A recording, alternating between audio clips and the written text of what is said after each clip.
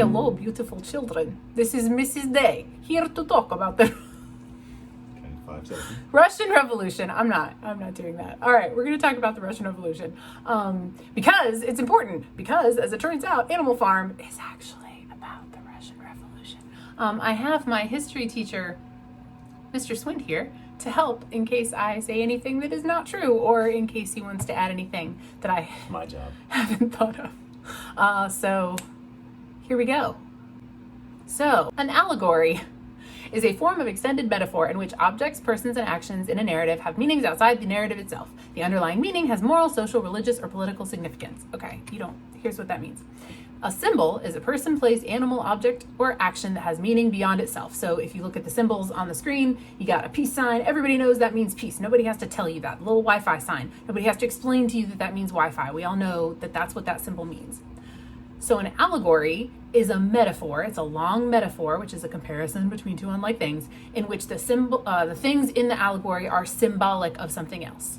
So every character and event in Animal Farm stands for something that really actually happened during the Russian Revolution. Your goal as I go through this presentation is to make guesses on your sheet about who from history is who from Animal Farm, and what from history is what in Animal Farm. Yeah.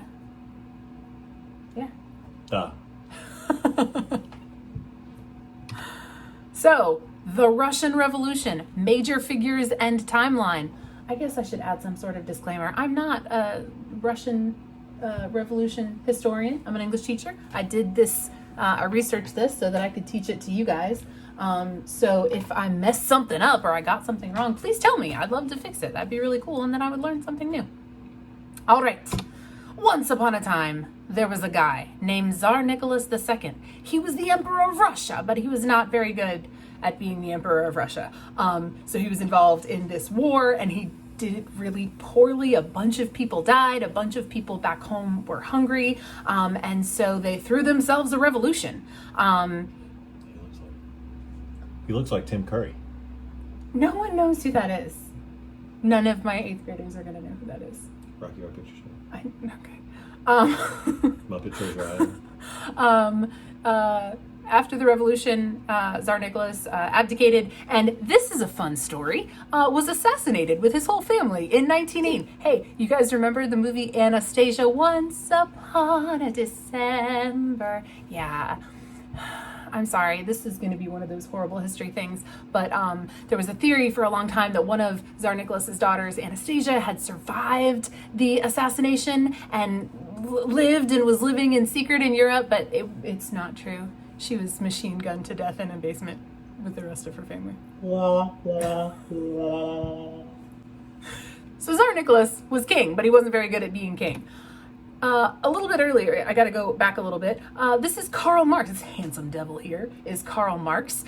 He published the Communist Manifesto in 1848. So his idea was, instead of some people owning stuff and like everybody working for them, what if everybody owned stuff? And wouldn't you work harder if you owned the factory that you worked in, and if we all worked together and everybody was workers? Was his idea. Socialism is the idea that workers, not owners, should own and be responsible for production and management of all assets. The workers would then share the profits equally. That leads us to Mr. Vladimir Lenin. Lenin was a major figure in the Revolution of 1917 to overthrow the government. He was a... Guess what Lenin's least favorite fish was? Sardines. I don't get that. SARS. Oh, okay. You need to do like sardine. Like who would get that? Sardines. This video is going to be way too long. So Lenin really believed in Marxist theories and used them to design this new government. After he died, Marxism kind of went into two directions. Stalinism and Trotskyism, named after Stalin and Trotsky, about whom we will learn now. So this guy is this is my guy, Leon Trotsky. Leon Trotsky, a revolutionary political theorist and politician. Trotsky was a leader in the Communist Party. He was appointed leader. Okay, so basically this guy was one of the main people in charge in this new government in Russia. But he and Stalin disagreed on almost everything where disagreement was possible. Trotsky was really into modernization. He wanted to see Russia modernize, build more factories. The two of them differed, and Trotsky was eventually removed from power in 1927 and deported from the Soviet Union in 1929, and then deported from life, from this mortal coil, in 1940, stabbed in the head with an ice pick. This now is Joseph Stalin. I told you there were two who kind of like vied for, there were more people vying for power, but Joseph Stalin ended up being the main guy in charge. While not a gifted speaker like Trotsky, that tells you who he is and who he is in Animal Farm. While not a gifted speaker like Trotsky, Stalin was skilled at using propaganda, the NKVD, about whom I'll talk about in a minute, but the secret police, and the church to control his message. He was a ruthless leader, killing or silencing all who opposed him. And I know I'm kind of being goofy and I'm wearing a goofy hat, but Stalin was an actual monster, for sure responsible for more deaths than Adolf Hitler, and we talked about how awful Adolf Hitler was. Way more. Okay, so next I have this guy, Vyacheslav Molotov. Molotov, most noted for his diplomatic skills, Molotov was a leading figure in the Soviet government. He was a protege of Joseph Stalin and served as premier from 1930 to 1941 and Minister of Foreign Affairs. Basically, he held high government jobs. He was a figurehead and spokesman for the Soviet government. Now, some of you little anarchists watching this heard the word Molotov and were like, wait a second, I've heard that word before. If you've ever seen a movie where somebody sticks a rag down in a bottle of alcohol and then lights it on fire and throws it, it's called a Molotov cocktail. Here's why.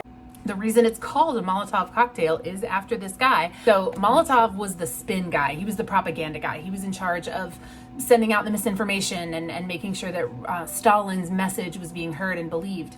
And at one point, the USSR, it wasn't Russia at this time, the USSR, United Soviet Socialist Republic, was accused of dropping bombs on a neighboring country. And Molotov put out the propaganda, we're not dropping bombs on those poor people, we're dropping food. We're just trying to help them out. They're starving, we're trying to send them food. And when later that same country invented a small bomb that you could manufacture yourself really easily, and they would throw it at the Russian tanks, the joke was, or the expression was like, here's some water to go with all that food you sent us. So that's why it was called a Molotov cocktail. It's good stuff. Okay, next major figure, secret police, NKVD, or, somebody's gonna get mad at me for this, Narodny Commissariat Vnuternich. Is that how you say that? Close enough. I'm sorry, I don't know. Not close enough. Vnutrenich. Okay. The secret police. These people were charged with enforcing Stalin's policy, both in Russia and other communist countries. The NKVD contained the regular old police, as well as firefighters, border guards, traffic police, anybody else in positions of authority.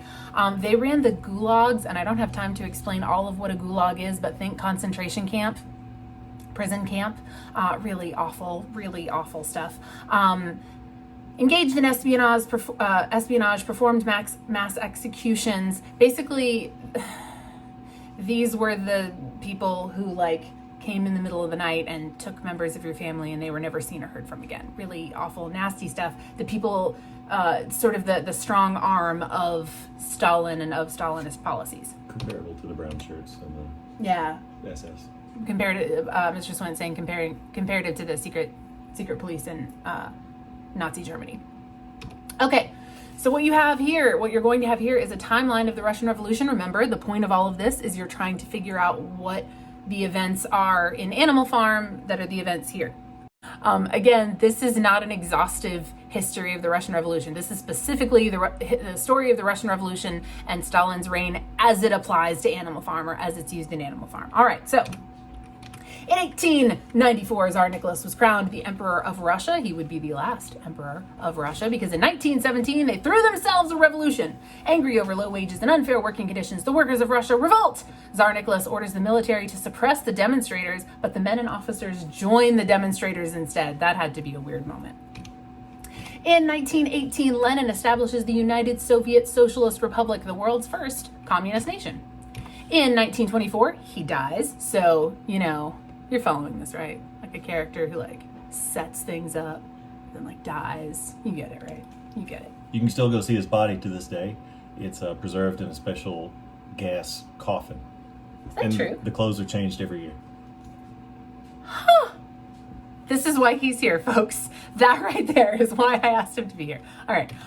In 1925, Trotsky, my boy Trotsky, removed as war commissar. In 1927, he's expelled from the party. 1929, he's expelled from the country.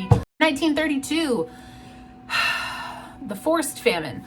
You're going to figure out what this is in Animal Farm fairly quickly, but in 1932, 7 million Ukrainians were starved to death, deprived of food grown on their own land. So basically, the Ukraine, giant country, you can look on a map, the Ukraine was really big. It was known as like the breadbasket of the USSR because it's where a lot of the food and crops were grown. Well, they thought that they should get to have a say in the government that was ruling them.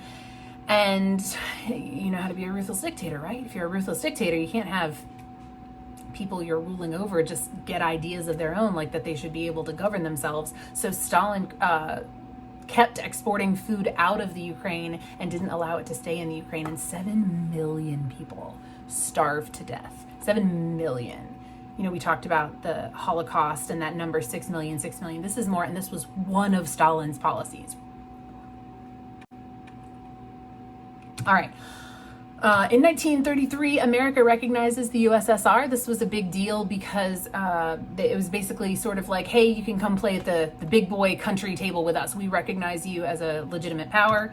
In 1934 to 1940 was something called the Great Purge. Communist Party officials, the army, peasants, intelligentsia, that's the smarty smarts, the well-educated people, the you, and many others were arrested or simply disappeared. Over 1.5 million people died, though that total could be up to 3 times higher, because we don't know. Unlike the Nazis that we learned about, who kept these very meticulous records of how many people they were murdering, the USSR didn't do that, and so we will probably never know just how many people died under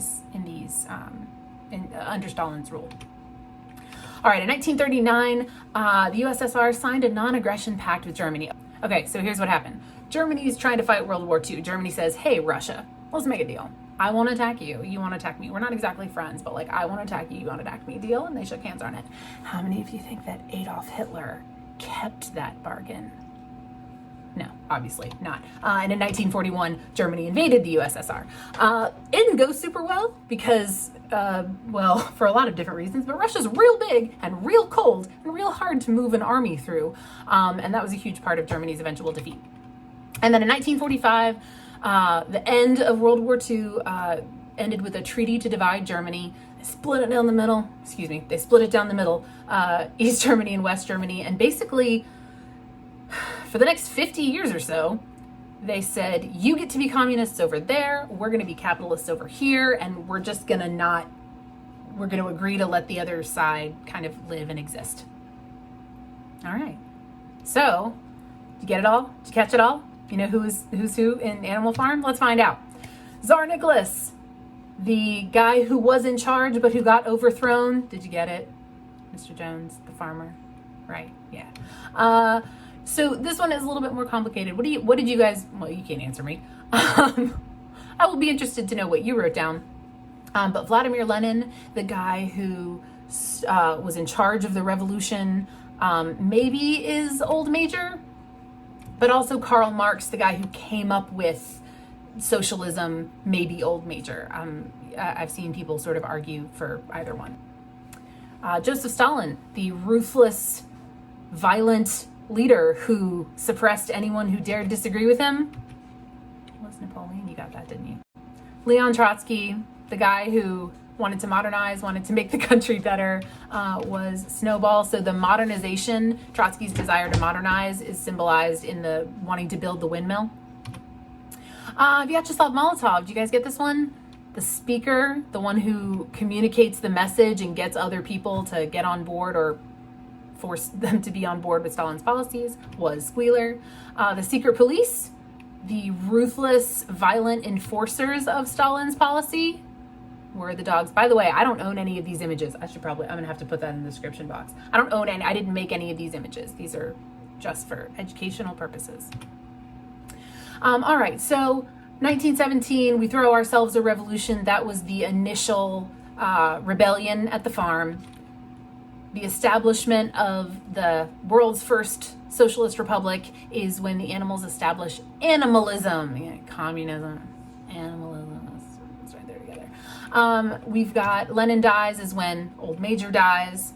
Then Trotsky being expelled from the Communist Party is kind of symbolized in 3 different ways. In the book, it's when Snowball gets chased off the farm, but that's kind of representative of him losing power and then getting, kicked out of the country.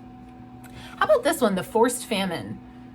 I wonder if you guys got this one, where the people were deprived of their own food and starved to death. Did you get that? That was the hen rebellion. Remember when Napoleon forced them to sell their eggs and they rebelled? That was the forced famine. All right, America recognizes the USSR, sort of represented by Mr. Whymper and the other farmers kind of starting to talk to Animal Farm, or starting to respect them as equals. And I put the picture, this is from one of the old movies, of Mr. Whymper, because I think that's the symbolism. The Great Purge. When, in the book, did our ruthless, violent leader get rid of all those who opposed him? Oh, I don't have it apparently. That was when the Great Purge that happened, where the dog tore all the animals' throats out, which is just gross. Fitting. Gross. Germany invades Russia despite the non-aggression pact. That's when the farmers come back and try to retake the farm and fail. Either time, there's a windmill in this picture, so I'm guessing it's the Battle of the Windmill. And in 1945, the treaty to divide Germany, when we all sat down and were like, hey, let's kind of all be friends. We're not friends, but let's kind of be friends again, is the very end, when who is man and who is pig? No one can tell. Which does leave some... It's the man, bear, pig. Oh my God.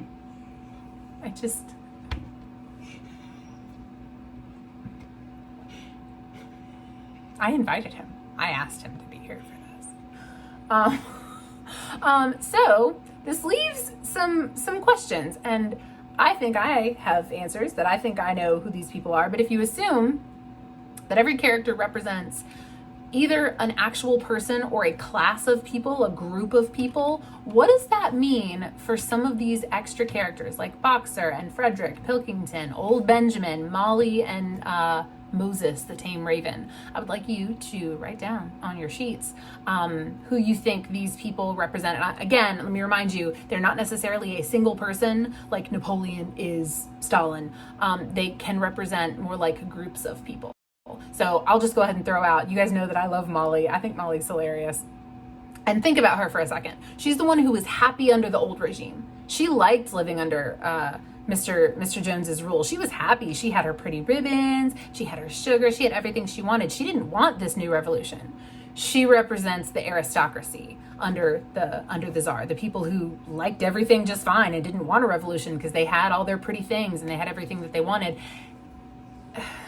Remember from 6th grade, they were people who are rich because their family was rich. Rich for rich sake. Oh, yeah. They like it. Yeah. And just like Molly, a lot of them escaped into Europe because they didn't want a new way of life. They didn't want to suddenly become workers. All right, that's it. That's all I've got. That's a very, very brief Russian Revolution / Bolshevik Revolution as it applies to Animal Farm. If I've missed anything dramatic, do please let me know. And good luck. Let's get to work.